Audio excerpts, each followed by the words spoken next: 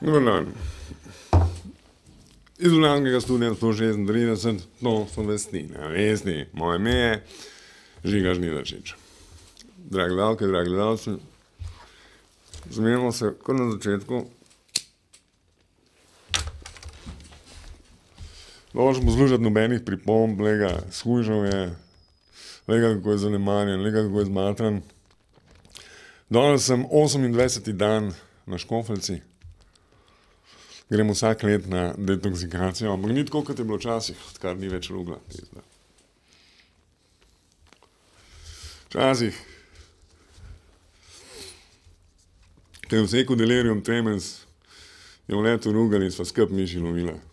Pa smo že začeli piti. Zdaj pa sam fašizem, je mater. Sam fler. Zdaj sam si molil. Vemo. Afera Patria še vedno odmeva v slovenskih medijih, vendar, kot pravi opozicija, ne bi šlo le za odvračanje pozornosti od pravih problemov, ki tarajo Slovenijo. Kaj si misli o aferi Patria, povedal tudi predsednik Odbora za razvoj pri strokovnem svetu, SDS, Žiga Turk. Na vsak način mislim, da afera dobro prodaja časopise, da ima cel kup novinarjev, PR-ovcev delo zaradi tega. Me pa moti to, koliko je pravzaprav lahko nekega časopisnega črnila prelitega, na osnovi nečesa, kar je še vedno samo ugibanje oziroma še vedno samo špekulacija. Vi greste lahko na moj blog prečitati od jeseni 2008, ko je ta zadeva šla ven, kaj se zadeve mislim, in enostavno to niso stvari, to so stvari, za katere se da dokaze na mizo, ali se je pa tiho, vse ostalo je pa neko politikanstvo. Turk je v nadaljevanju še povedal, da je bil odziv vlade na gospodarsko krizo slab, tako v kratkoročnem kot strateškem smislu. Turk je namreč približan, da se kriza ne bo potegnila vlada, ampak mali in veliki podjetniki, za katere bi morali imeti aktualna oblast več posluha. So ti kravatarji, čist boga, veš, oblast jih ne posluša, veš, to je zdaj problem Slovenije, stari mene kar glava boli. Od teh idej, bogi podjetniki, kravatari, mičke, madrine z BMW-ji. Znaš mene zrino z ceste. Minister. Mislim, da je kriza odličen motiv za spremembe, da je kriza odličen motiv za reforme, da je kriza odličen motiv za razvoj, da pa nas iz krize ne bodo potegnili vlada, ampak predvsem majhni in veliki podjetniki, in da je to pravzaprav tisto bistveno, kar bi morala vlada početi, namreč lajšati razmere za tiste, ki ustvarjajo delovna mesta in za tiste, ki znajo sklepati posle. To se mi zdi, da je ključna razlika v pristopu med to vlado in pa med prejšnjo. Zdi se mi, da je treba poslušati, kaj pravi obrt in kaj pravi gospodarstvo, predvsem tisti deli teh dveh segmentov, ki so najbolj propulzivni, ki so moderni, ki se naslanjajo na znanje, inovativnost, ustvarjalnost, in jim prisluhniti in narediti stvari, za katere oni mislijo, da bi bile zanje dobre. Vladna komisija za zaščito romske skupnosti je sprejela predlog nacionalnega programa ukrepov za Rome za obdobje 2007-2015 za zaščito Romov na Slovenskem.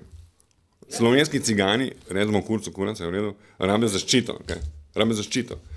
Poslušaj, a ti veš, ko so cigani iz Črnomlja naredili s tistim denarjem, ko so ga dobili lansko leto države. Vsak si je kupil po 2 nova harlja in pol so jih razsekali in prodali snagi za stan želez in so dobili 2 centa na kilo.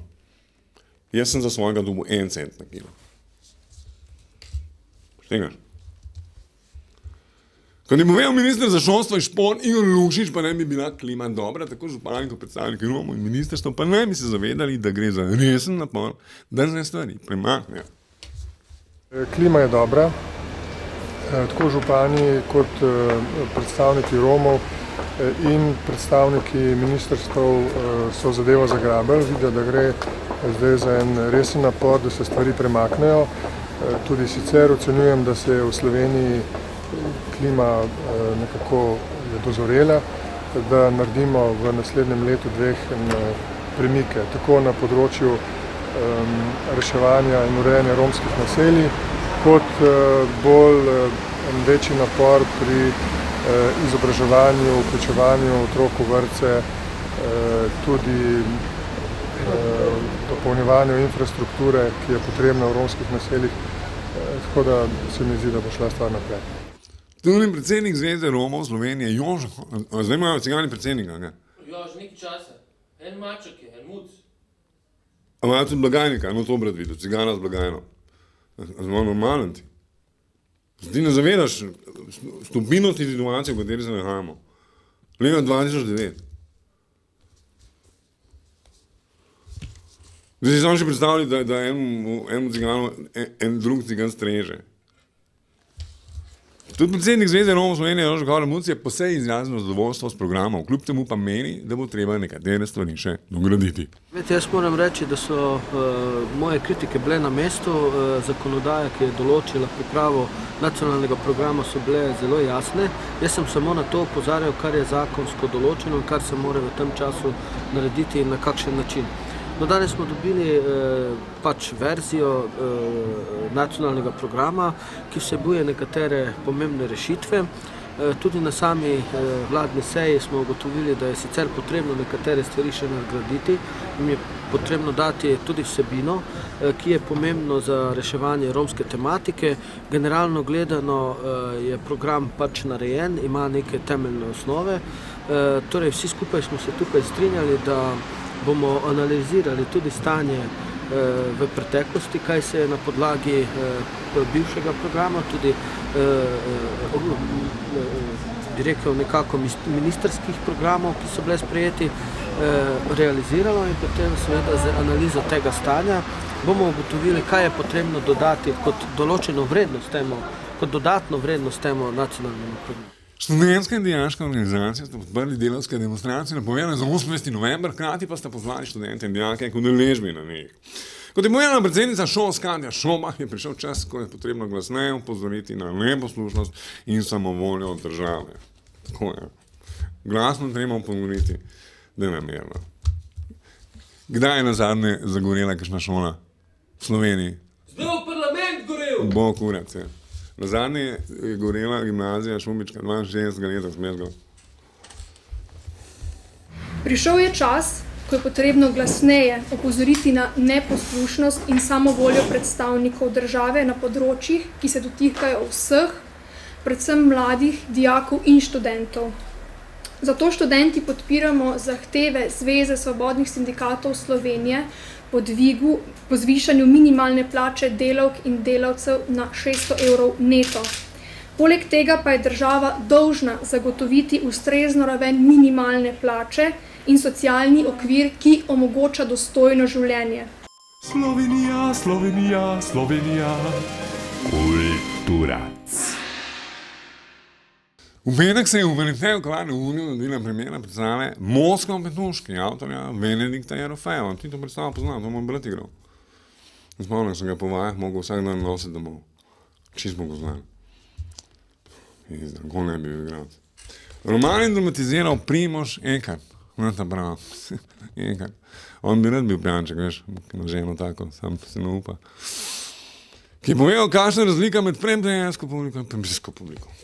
Na predpremieri smo imeli predpremiersko publiko, kar pomeni, da so ljudje od prvega trenutka naprej so žurali, so se smejali, poznali so tekste, poznali so fore in je bilo super.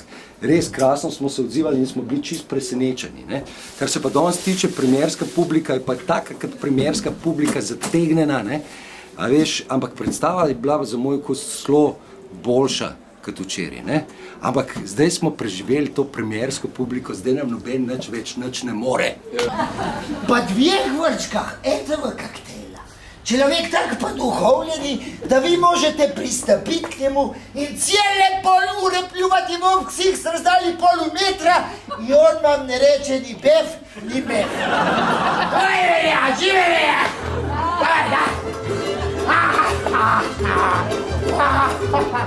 Спасибо, Верочка! Давай! Милый мой! Бог с вами со мной! Še vreme? Ti zanj sem gledal Katja Jevšek. Pisno, kakšna baba je, kakšna pička, gledam, Katja Jevšek. Visoka, dolga. Jaz bi jo dal na Slovenijo, bi jo naslovil z obrazom, da ne bom pritisnil, ali pa čez pot. In bolj bi prstek polignem, razumeš, in naredim, a je vlažno, a bo držek munči, kaj je mazgi, da di munči, da.